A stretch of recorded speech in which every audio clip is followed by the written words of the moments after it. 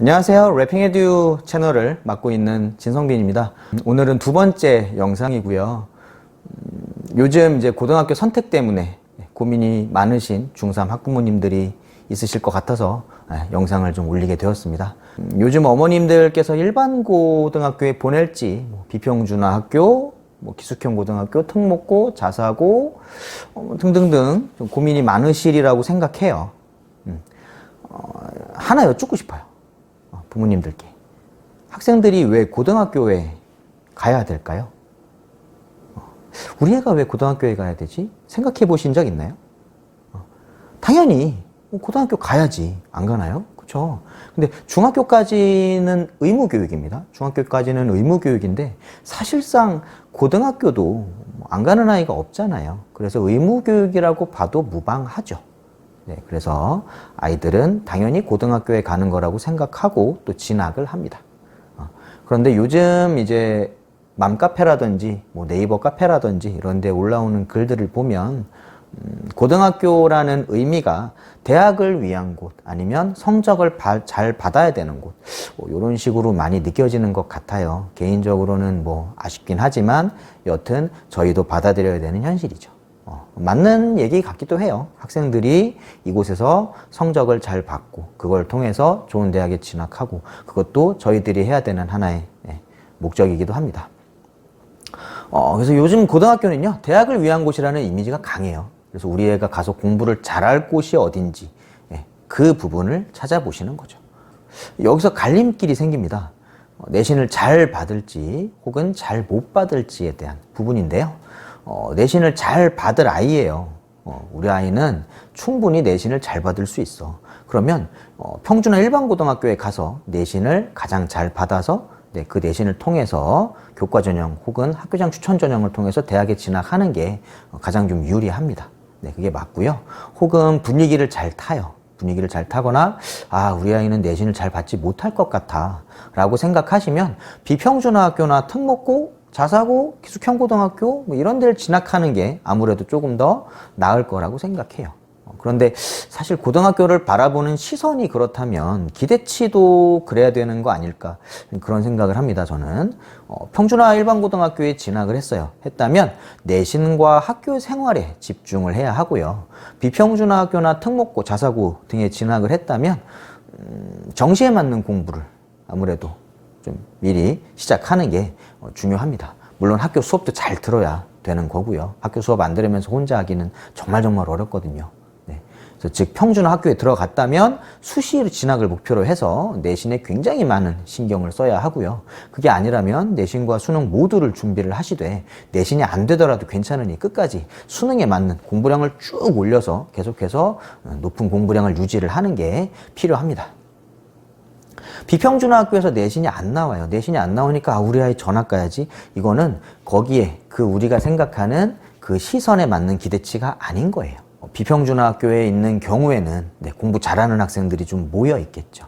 모여 있으니까 내신 따기가 어렵겠구나. 어느 것보다도 학습 분위기는 괜찮지 않을까 하고 학교를 좀 믿어주시는 게 필요합니다.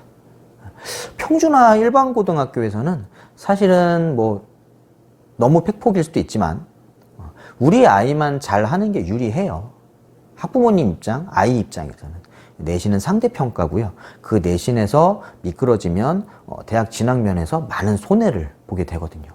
근데 비평준화 학교나 특목고 학생들을 잘 생각해보면 옆에 친구가 모의고사 성적이 잘 나와요. 그렇다고 해서 제 모의고사 성적이 떨어지는 건 아닙니다. 그쵸? 그래서 옆에 친구, 앞에 친구, 뒤에 친구 모두 모의고사 성적이 높아요. 공부도 열심히 합니다. 그러면 자연스럽게 저도 열심히 하게 됩니다. 학습 분위기라는 게 조성이 돼요. 그래서 여기서 차이가 좀 생기게 됩니다. 게다가 지금 고2의 경우에 서울 주요 대학 정시 비율이 좀 40%를 넘죠. 아시다시피 40%를 넘기 때문에 고등학교부터 성적 높은 곳에 진학을 하려고 하는 이유가 여기에 있는 것 같습니다. 우리 아이는 인성 위주로 좀 키우고 싶은데요. 우리 아이는 정말 착하고 예의 바르게 인성이 좋은, 남들을 항상 배려할 줄 아는 그런 아이로 키우고 싶어요. 그런 고등학교는 없나요? 라고 물어보실 수도 있는데요. 안타깝게도 그런 학교를 찾기가 정말 힘듭니다. 학원, 과외 마찬가지고요. 공부 잘하는 아이들이 몰린 곳에 아이들이 더 올바르게 행동을 할까요? 꼭 그렇지만은 않아요. 정말로. 그래서 확률적으로 조금 더 괜찮은 아이들이 있지 않을까라고 기대하게 되는 거죠. 꼭 뭐 공부 잘하는 학교니까 아이들이 모두 다 뭐 사고 안 치겠지? 그렇게 볼 수는 없습니다.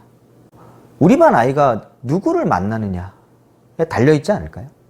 어떤 선생님을 만나고 저희 아이가 전교생을 대상으로 항상 대화를 하진 않을 거잖아요. 우리 아이 옆에 항상 어떤 아이가 있을 거고 그 아이와 얼마나 잘 지내는지, 반 아이들과 얼마나 돈독하게 지내는지, 그런 게 중요하기 때문에 학교의 분위기, 학습 분위기 혹은 친구와의 관계, 이런 게 학교 전반적으로 좋아야 된다기보다는 사실은 우리 아이가 있는 반에 어떤 아이들이 배정되는지도 상당히 중요한 컨디션이라고 보시면 되겠습니다.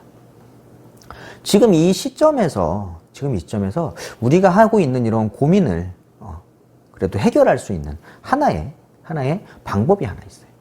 그게 뭐냐면 지금 아마 이루어지고 있을 것 같은데요. 각 고등학교 입학설명회에 참석을 해보시는 겁니다. 참석하시면 거기에 커리큘럼이라든지 홍보 영상 뭐 이런 거 있을 거예요. 사실은 그런 걸 보시라고 제가 추천드리는 건 아니에요.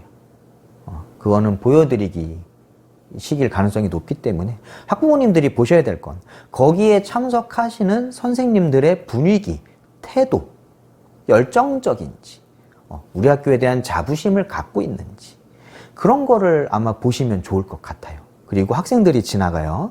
인사도 잘해. 예의 발라. 애들이 막 웃고 있어. 만족하고 있는 것 같아요.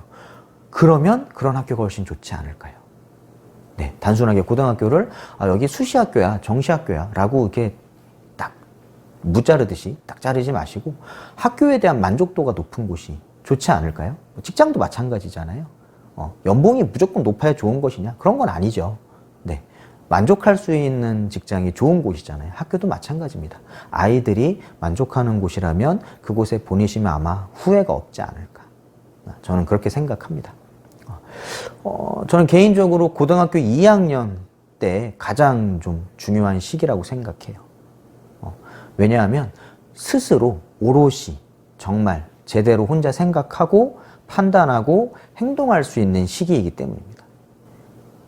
그래서 고등학교 선택은 아이가 그런 자립심, 자기주도성, 공부하려는 의지, 그런 걸 가질 수 있는 그런 곳을 선택을 하셔야 나중에 후회가 없으시리라고 생각합니다. 그건 학교에 직접 가보셔야.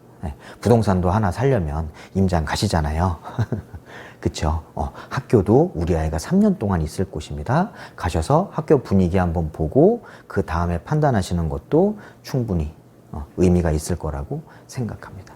네, 오늘은 그 고등학교 선택에 상당히 좀 고민이 있으실 것 같아서 영상을 한번 찍어봤습니다. 도움이 되셨으면 좋겠네요.